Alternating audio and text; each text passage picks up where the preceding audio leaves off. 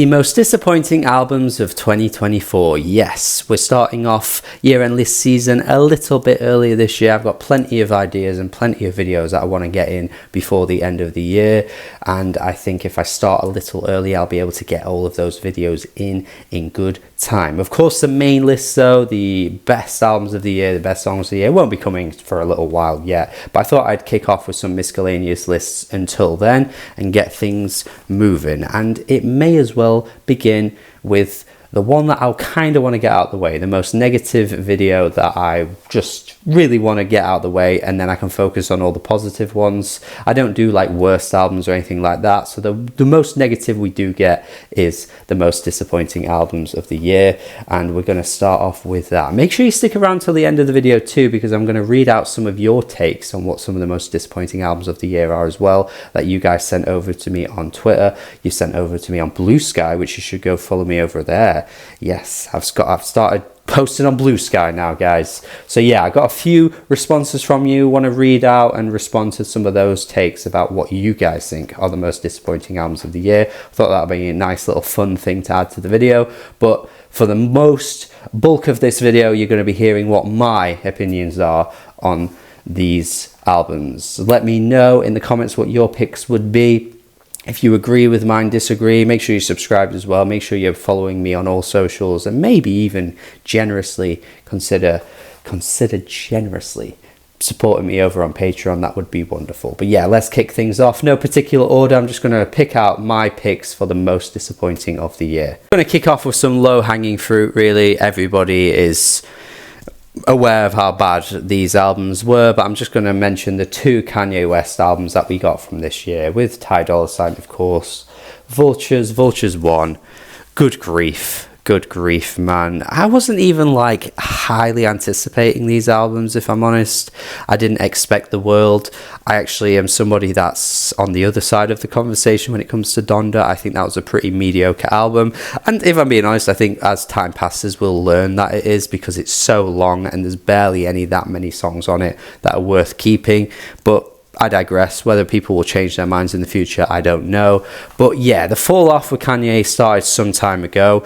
I'd even go as far back as like 2018. Like, I think Ye was pretty weak. I think Jesus is King was weak. Like, I think we've seen a sea change with Kanye for some time. So of course, Vultures 1 and Vultures 2 being bad isn't surprising, because that trend has been dipping for a long time now. But I just didn't think it would ever get like this, to the point where the albums don't even sound properly finished, to the point where he's using AI on some tracks, the lazy approach taken, the really terrible bars, the really terrible singing, the really out of sorts mixing that would just make like Ty Dolla $ign voice sound way too high in the mix compared to everything else. Like we're just way past it now. We're so past it, man.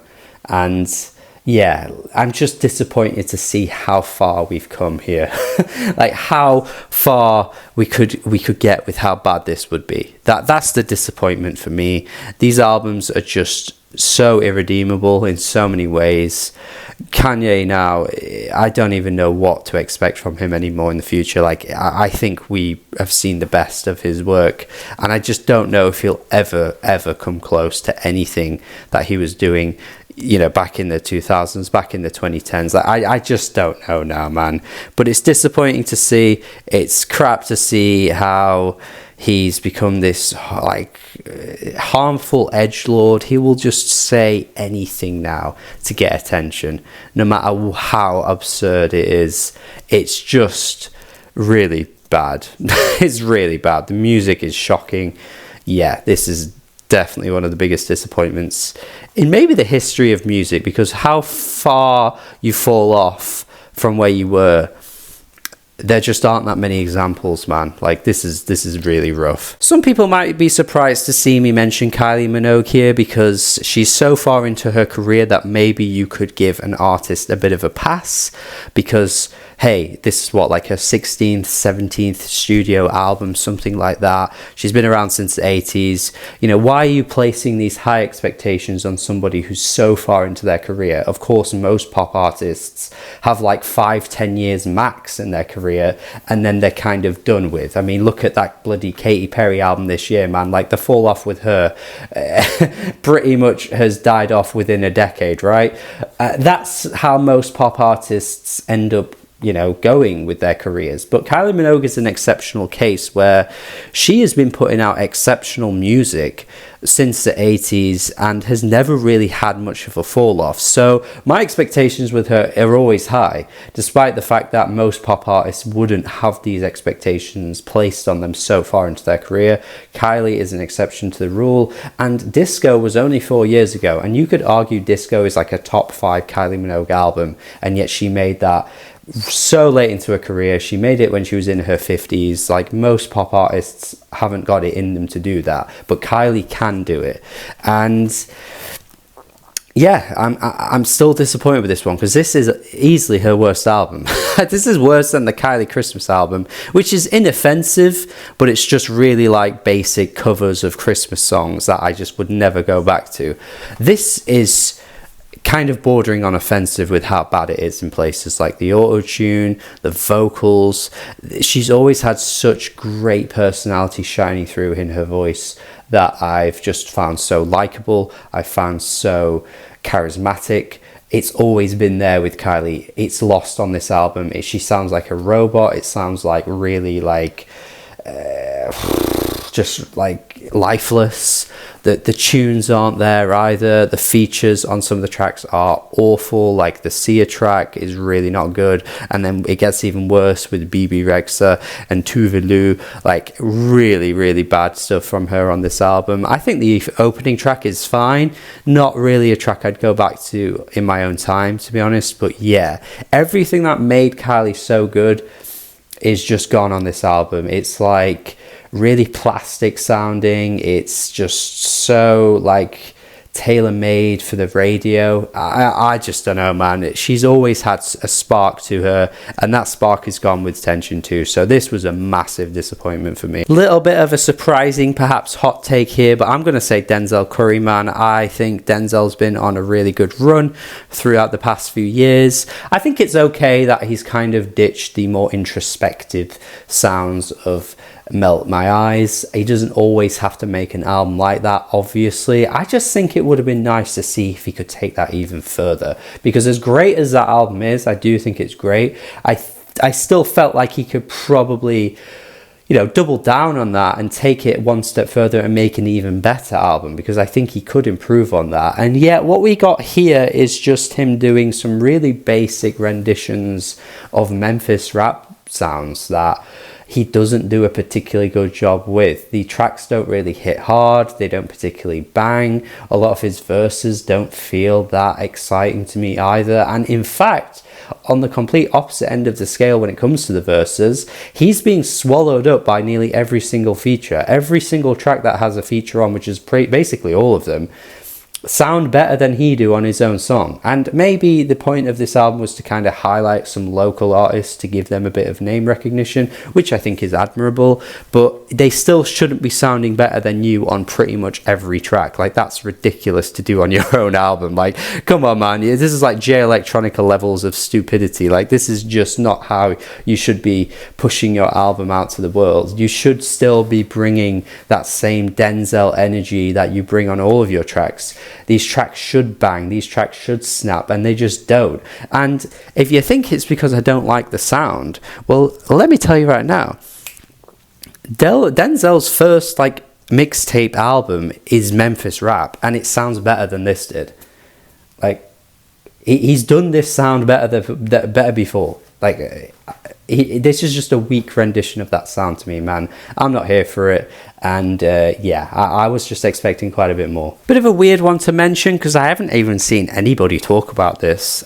He was never like a massive artist or anything like that, but Clarence Clarity always had some buzz around him, and yet this album here has had like no hype to it whatsoever. I don't know if it's because people are disappointed, But considering how good Think Piece was, considering how good No Now was, considering how good his work with Rina Sawayama has been, like, Clarence Clarity is definitely a massive talent that shouldn't be wasted. And I just feel like on this album, he's repeated things we've heard him do before, and it's just not as catchy. Like, it really feels like he's trying to continually make the same kind of style of album, and the results are just like really uninteresting this time around. So I don't want to harken on about this one too much. I don't want to harp on about it for a while, because, you know, he's not a massive name or anything like that. But yeah, I was expecting way more from a Clarence album, and again, where's the talk about it? I've not seen a single person mention it. Peggy Gou has just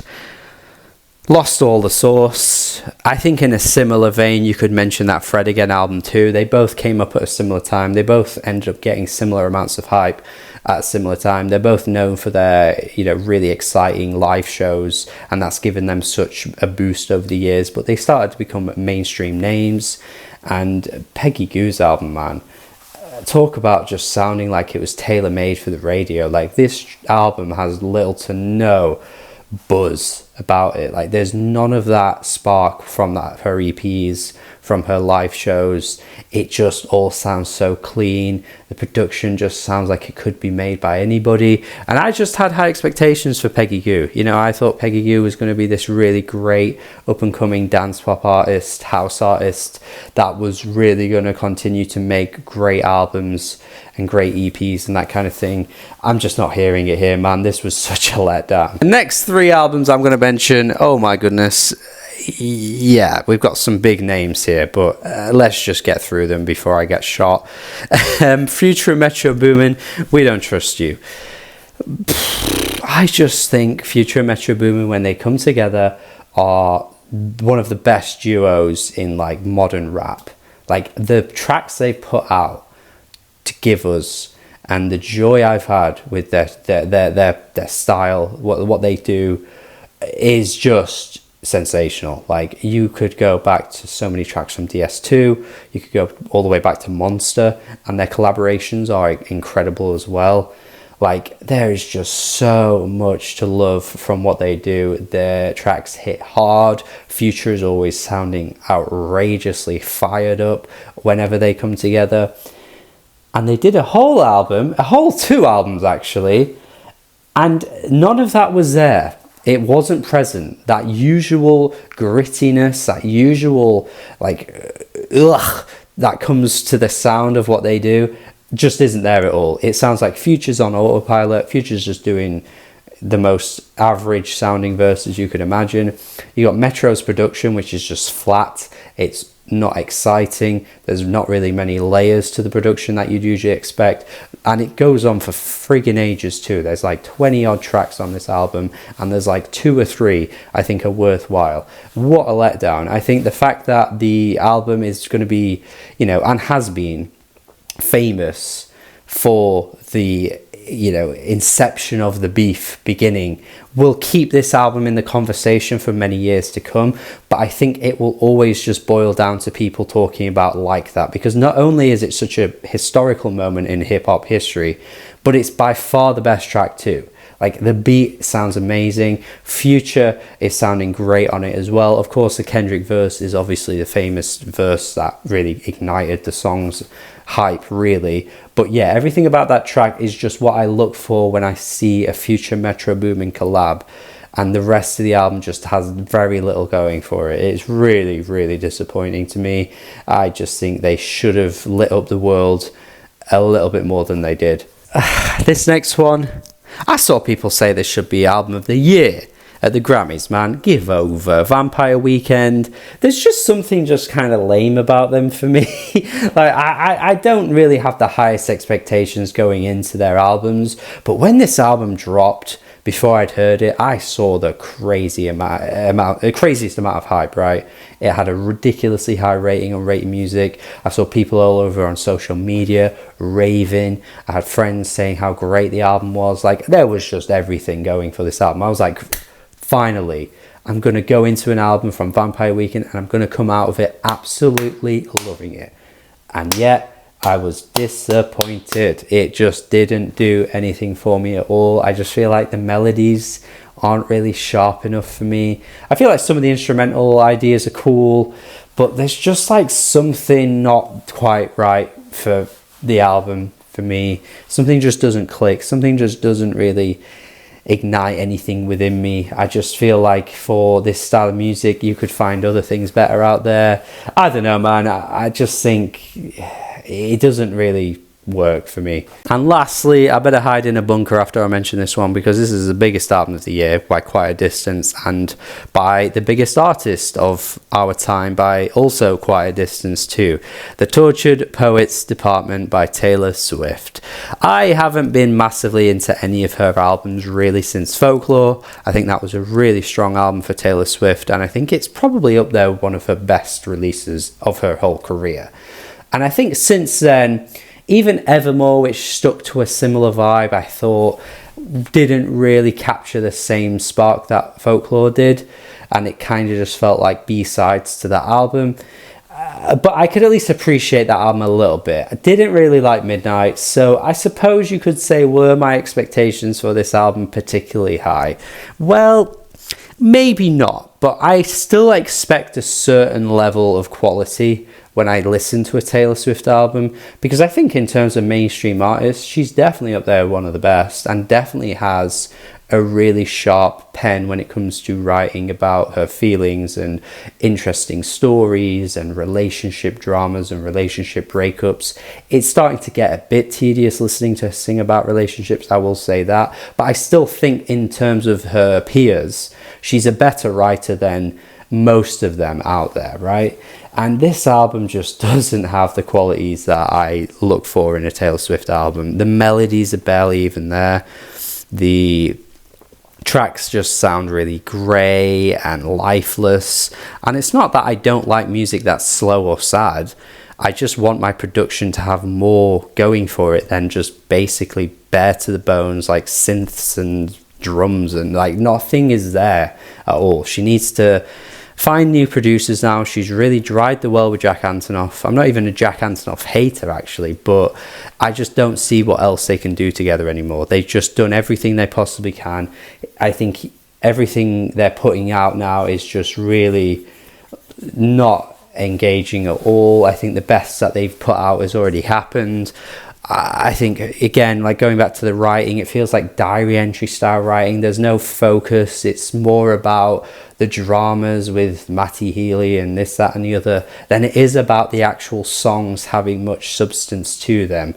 It feels very fake deep. It feels at times like Rupi Kaur has wrote an album with some of these lyrics, man. Like, seriously, it's just it's just really not very well written to me. But yeah, I don't know. I think Taylor Swift has a quality to her that is just completely missing from this album. I think Guilty as Sin is decent, but yeah, apart from that, I just didn't get into it at all. Kind of respect to her, though, for making an album like this and it being so big, because there hasn't really been a hit from this album. Fortnite did well initially, but it really didn't stick around very long, and the rest of the tracks haven't charted massively high. Like, they haven't really stuck around in the charts for some time, and yet it's been so popular and it's become so huge in terms of how well it's sold. So to be able to do that without really having a massive recognizable hit is pretty impressive, to be fair. I mean, look at the Billie Eilish album, like Wildflower.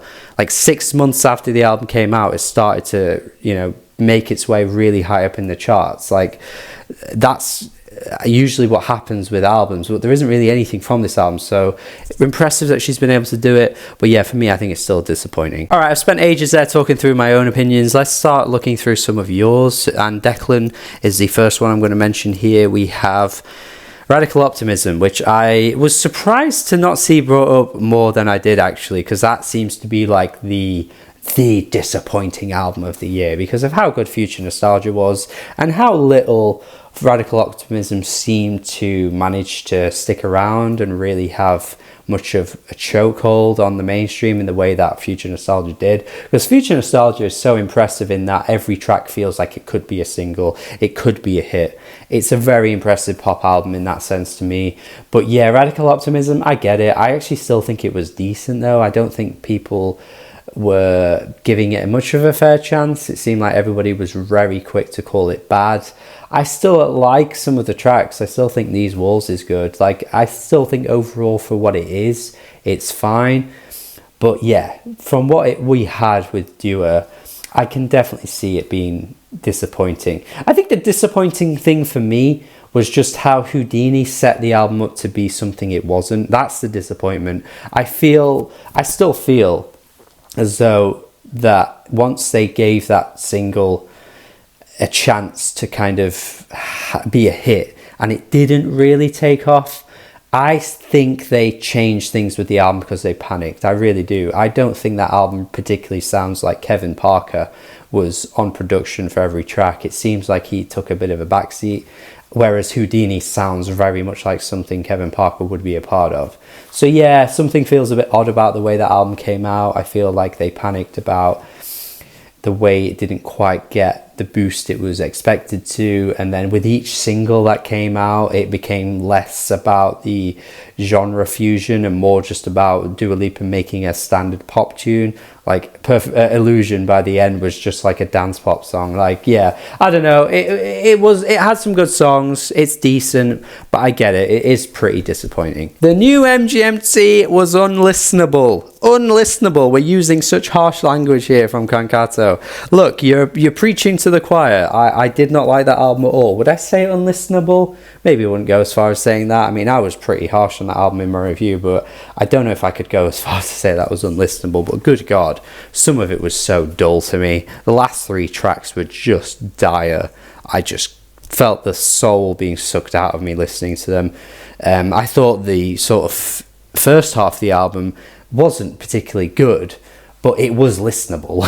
I just think once it kind of got to the end, it was just, couldn't get through it, man. I really didn't like it, so I'm with this one. Seen a couple of mentions for Sophie in the replies, actually. I think the fact that it exists is the disappointment. It clearly wasn't a finished product. It clearly wasn't the vision of Sophie really being realised, to be honest with you. I think the fact that they tried their best to kind of cushion it and pillow it and be like, no, actually this was pretty much done before Sophie had passed away. Like, everything about it just feels a bit fishy to me. I think it would have come out sooner if that were the case. Like, it's been a few years since she died now, and yeah, it doesn't sound realistic to me that this was an almost finished product. You can listen to some of these tracks and some of the beats just don't have like much of a finished product sound at all to me, and some of the features don't really fit onto this as well.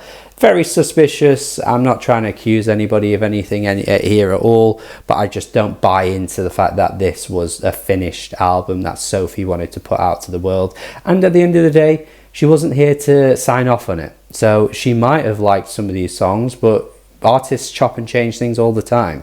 Artists don't just put out things that they're happy with in 1 year. The next year they might not be happy with it anymore. I've spoken to loads of artists in the industry who say similar things. They're not just putting out things that they're finished with immediately. Like, things can take time. Look, posthumous albums, this is more about a rant about that than it is the album itself, to be honest with you. But yeah, I'm just disappointed that an artist who has such a great legacy was given this to the world. It's like, it just isn't right to me. I'm finishing off with another one here from Declan. Magdalena Bay, you can't say Magdalena Bay. God, that's in contention for potentially being album of the year for me at this point. I haven't decided on what my album of the year is yet, but at this moment in time, it's in that conversation. Like, it's crazy to me that could be an album of the year for me, and somebody else is out here saying it's not very good. And that is it from me. Let me know your thoughts in the comments. Hopefully you've agreed with some of my takes. Hopefully you've got something to say about some of my takes. If you disagree, please keep it civil. Come on, it's only music opinions. Please subscribe and check out more content as well. If you're feeling very generous, as I've already said, maybe even consider that Patreon donation as well. Would love to see you guys over on there. Please have a good day. Please keep healthy and do good. Yeah, goodbye.